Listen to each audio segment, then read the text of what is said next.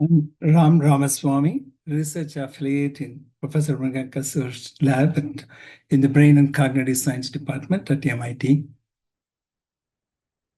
After graduating from MIT, I did a 1 year of fellowship, and then I worked in the magnetic recording industry, working on recording head design, development, and drive integration. Interestingly, magnetic recording heads are made up of layers of thin films. The electrical conductance of these films self-organize in response to the magnetic field from the recording medium and then produce a voltage proportional to the field. This is an idea of open system where there is interaction between two different systems, and the self-organization leads to determines the interaction process. After leaving the magnetic recording industry, I've been working in the area of brain research because I'm fascinated by how the human memory works compared to the magnetic recording memory that we folks worked on for many years. In the last few years, while working in Professor Rangankasur's lab, I've had the opportunity to work with many different professors from many different universities, and I've been fortunate to learn many different aspects of neuroscience and how the brain works. I try to look at the brain as an open system from the type of knowledge that I gained from working on magnetic recording industry. The CRC meetings during the year 2017, I presented an idea that the brain is a reciprocal control and communication system, and the neuromodulators in the midbrain region of the brain produces communication signals which go up as bottom-up of feed-forward excitatory signals, and these show up as the EEG signals at 40 hertz or above, whereas the control signals are top-down feedback inhibitory signals, and they're less than the 40 hertz signal. So it's essentially looking at the midbrain as a control and communication system. That was the first thought.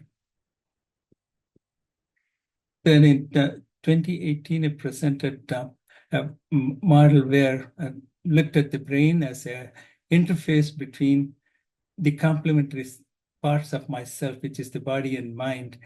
And then the midbrain becomes an interface between the portions of the brain that control the body versus the mental cortex or the mind.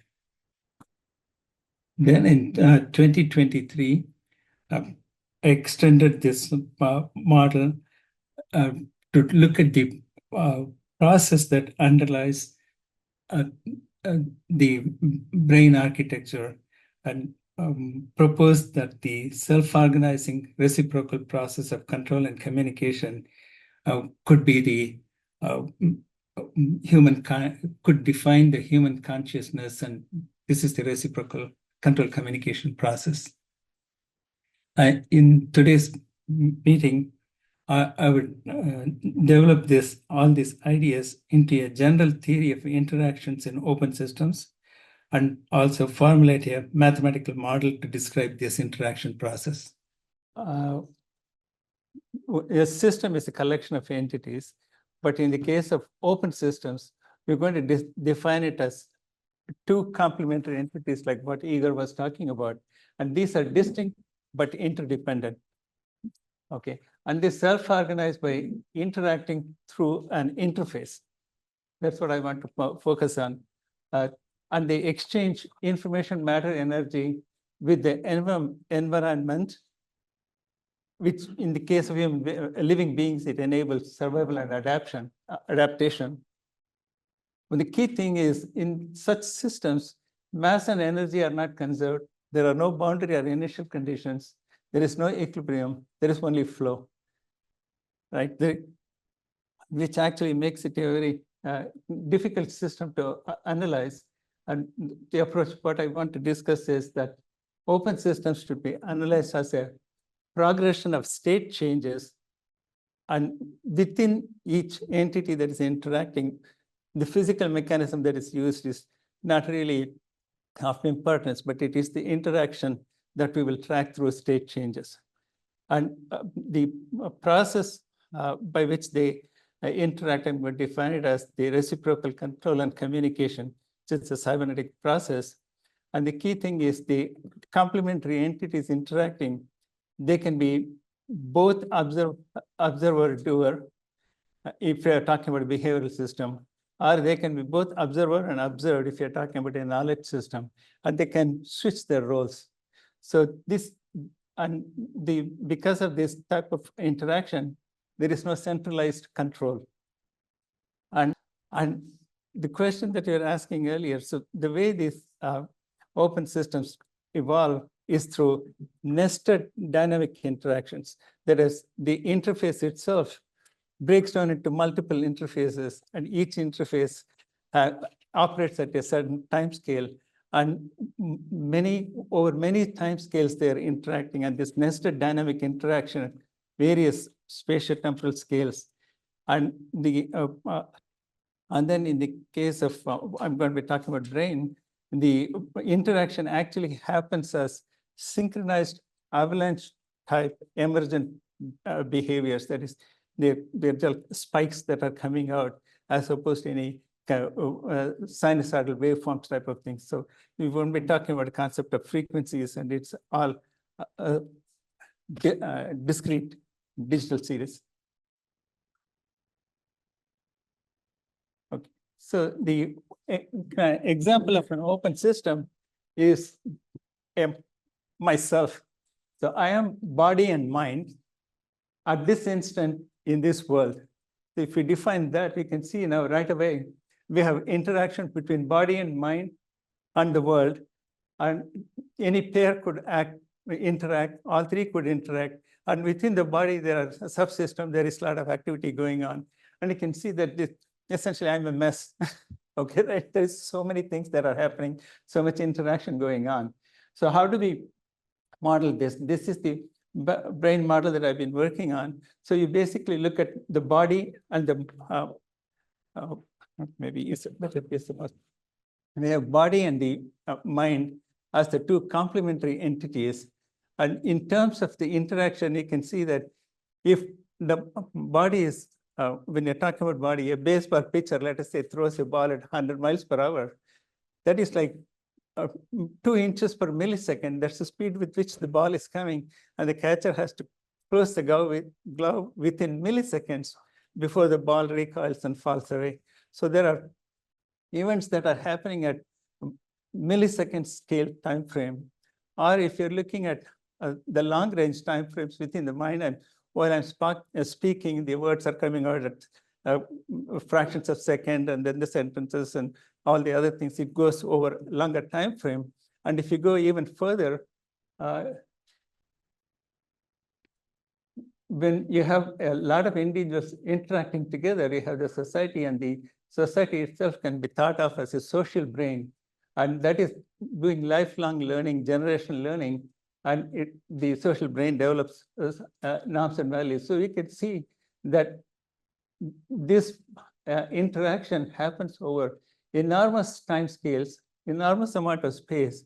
So how do we even understand this? And how does, in fact, what is there inside me that enables me to be able to go from millisecond timescales to lifelong timescales interactions? And that is what enables us to do is the brain.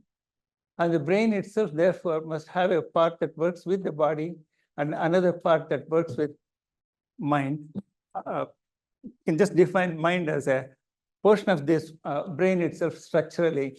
But I won't go into this. So there is a perceptive domain and there is a knowledge domain. They are interacting, and they create self-organized maps and uses neuromodulators. And this is the kind of system. The key point is the goals of the interface is three-pronged: learning, memory and recall. That is what the brain is supposed to do. So that we'll talk about the process by which this learning, memory, and recall happens. So interactions could be analyzed by looking at an interface or building an interface that is capable of doing this learning, memory, recall. That's the key point that I want to make. So how does it relate to cybernetics? Actually, in fact, cybernetics is originally, when it was proposed by the pioneers of cybernetics, they all actually looked at brain. Norbert Wiener's book has, sorry, spelling mistake. His book has many chapters on brain. And I think Stafford Beer's book is called Brain of the Firm. And so essentially they studied the brain and put together this cybernetics process. I'm kind of going the inverse process here. I'm studying the brain and trying to understand it as a cybernetic process, okay? So in the cybernetic process, you have a system that is converting an external input into an action. But if it is not capable of taking care of all the mappings, then you need a regulator. And that is the model that Ashby has. But the key point he makes is the regulator should know all the requisite varieties, which means for all possible sensations, it needs to know all possible actions that can be taken. And this mapping has to be learned by this regulator. But in this case, when you make it that complicated, what happens is the regulator is not a simple device that is just doing feedback. It can become an independent entity by itself. And that is what is our mind. So that is why when I started off with my definition of who I am, I said I am both body and mind, two distinct entities, but highly interdependent and interacting. So that you can see the Ashby's model of regulation and the law of requisite varieties kind of fits into the architecture of interactions between complementary entities. So how would we go about modeling this? The points I want to make is, first of all, the relationship between the sensation and action, you have to understand it as a reflex. And that's what the brain needs to learn. And this is like an N by M set. That's what I was saying, large number of sensation and actions. And we are initially born bootstrapped with certain types of reflexes that we can handle, which we'll call the physical. That is, when the pain, the baby cries, right? And needs for food, it cries, and all kinds of initial bootstrap reflexes, but later on we learn very quickly. But that is what the body portion of it does. But then when we get to the mental portion, then it can take a new sensation and associate it with an old reflex, or it can take a new action and identify how it works with the previous reflex. And that becomes the associative memory sequence. And then the ability to be able to recall the knowledge from this experience. And that's what we are calling as language. So it's like a data structure database and a query language that constitutes the interface system. I'll just quickly switch over to the neuroscience side of it. Sorry, this one is going in between. I'll talk fast. The basic model that was put together by two Boston University professors is that there are two entities here, two interacting entities, E1 and E2. In the microcircuit of the brain, these are the two excitatory neurons, and there are two inhibitive neurons. So if you take the excitatory neuron, connect it to the inhibitive, and that goes and acts on the excitatory neuron, you get one path, and then you can get another path like this. But if you look at this model, right away you realize this is reciprocal communication and control. So even though they developed this as a circuit for doing phase lock loop, and that is what they defined it as this model, but they themselves realized that this really represents the process. The microcircuit in the brain represents the process by which it works. And essentially that process of reciprocal control and communication is cybernetics.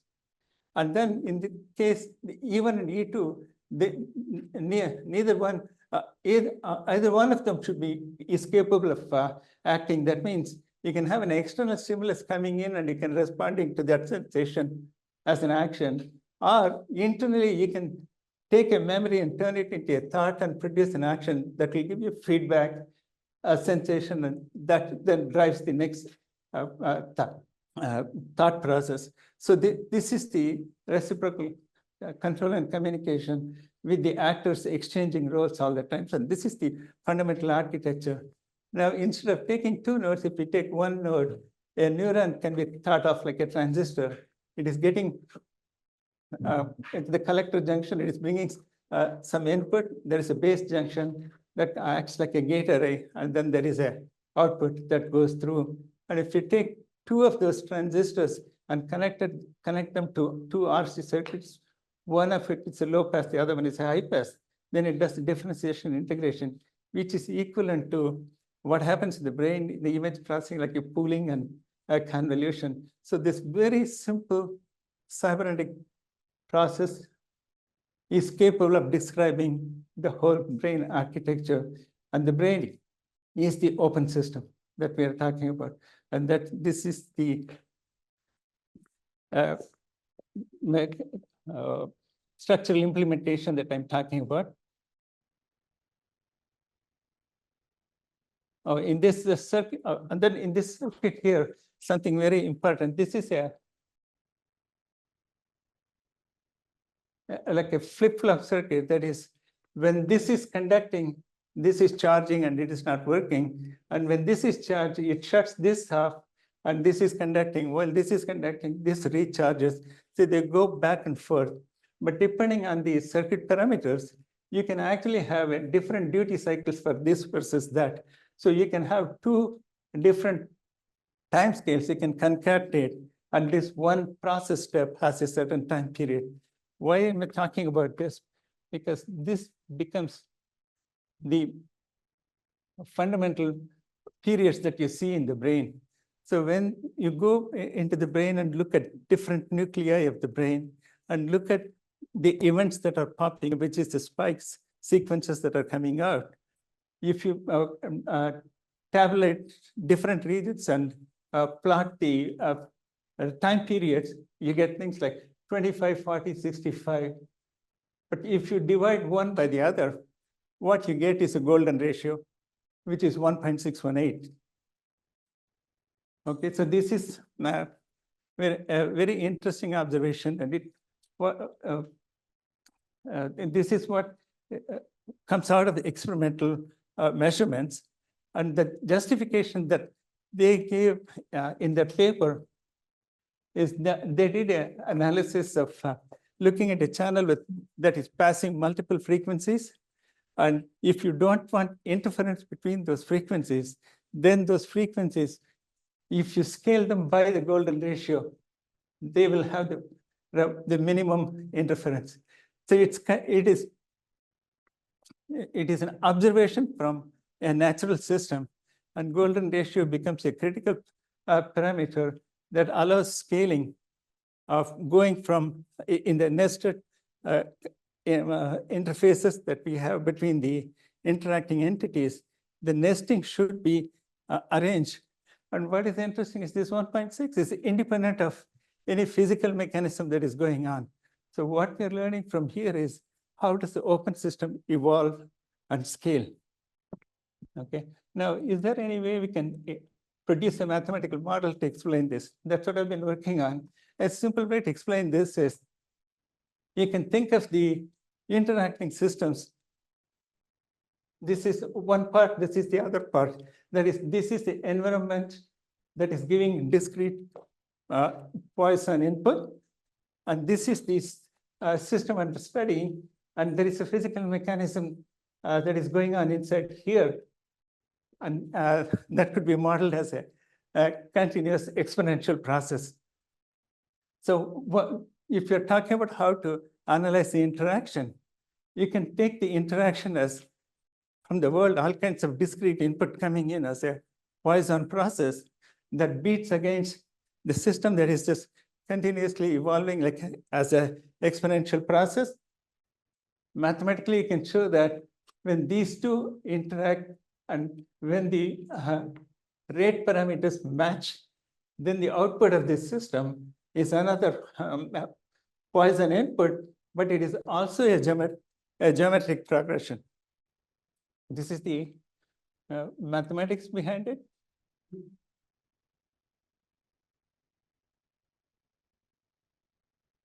So if the parameter for the Poisson is lambda, and the parameter for this that is the matched parameters there in the first stage, what would happen is the second stage would evolve as a geometric progression with the rate parameter 1 plus lambda. So the scaling between these two is 1 plus lambda over divided by lambda.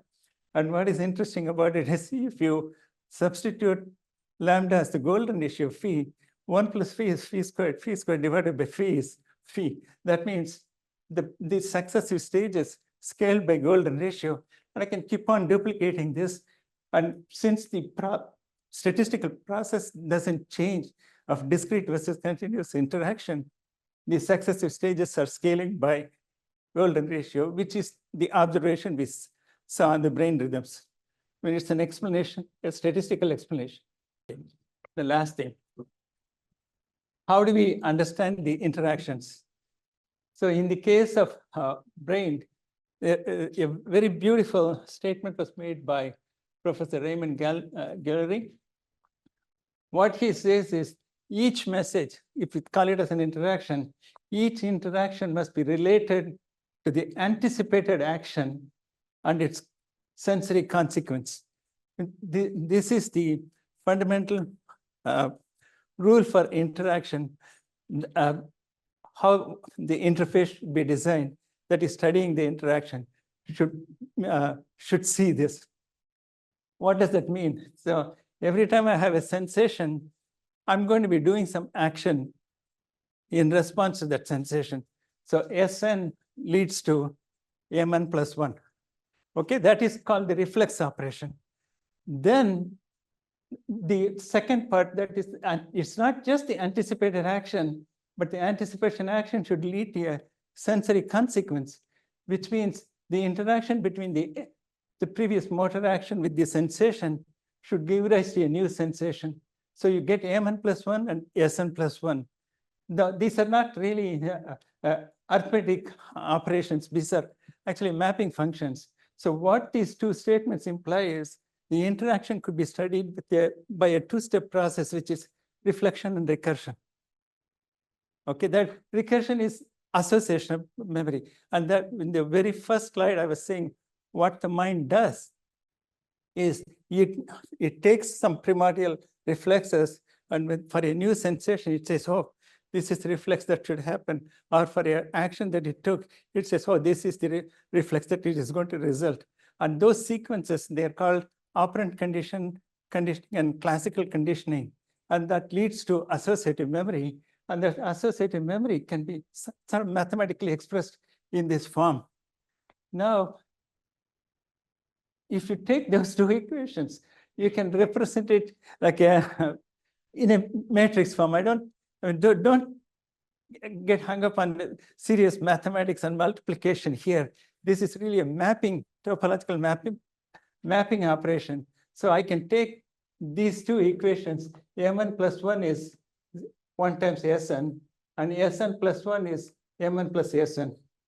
But what is very interesting about that matrix is its eigenvalues are the golden ratios, and its eigenvectors are created by the golden ratios here. So whether you start experimentally measure it, or you use the statistical approach, or you use this reflex recursive operation, you seem to kind of run into this golden ratio as a magic scaling parameter between successive stages. Now, the successive stage, you can study it either as a time scaling, that is, in which case you're taking information and you're chunking it, and how long it is taking between successive stages. That operation, that timing, it comes out of golden ratio scaling. Or you can also look at it as populations of neurons. That is how much inhibition excitation that is being applied. And the population also scales by the golden ratio, and they go in opposite direction. One of the things I didn't say in the original brain slide is when it goes through reciprocal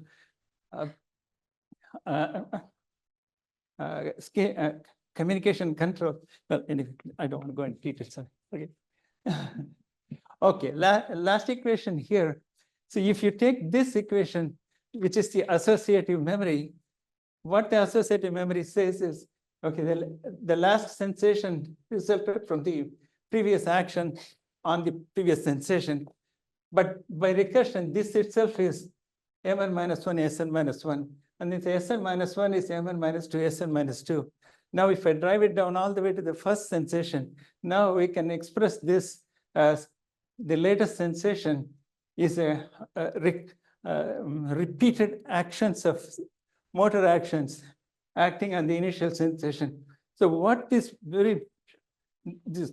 simple statement implies is the mental memory that I need to have needs to contain only the actions that I'm going to take. In fact, I cannot do this. The last line. You cannot do sensation sequences at all. That cannot be stored in the brain, because sensation is converting analog energy, light, sound, or pressure to create electrical pulses that cannot be stored. Only thing the brain can store is which portions of the neuron should be activated or which muscle should be activated, how long and how strongly. So this very simple recursive reflexive operation shows that the mind is a sequence of motor memories, and this equation, this statement can be mathematically expressed in this fashion. So to summarize, what I'm talking about is an open system, which is interaction between complementary entities. And the entity, one of the entity could be just the environment, because if the two entities are sitting far apart, it can come through the air and you can get the interaction. And that is the discrete Poisson input that I'm talking about. While that interaction happens, you're changing. So, but in order to study the open system, you need an interface. And the key requirement for that interface is it should be capable of learning, memory, and recall.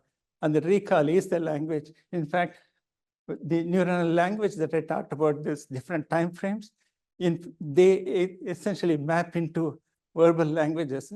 That is the time periods that I talked about, the gamma, theta, and delta periods. They are the time intervals through which we create phonemes, syllables, and words. So they all kind of fall very nicely into each other. The neuronal language that happens inside the brain is the basis of the verbal language that the human beings created. Thank you.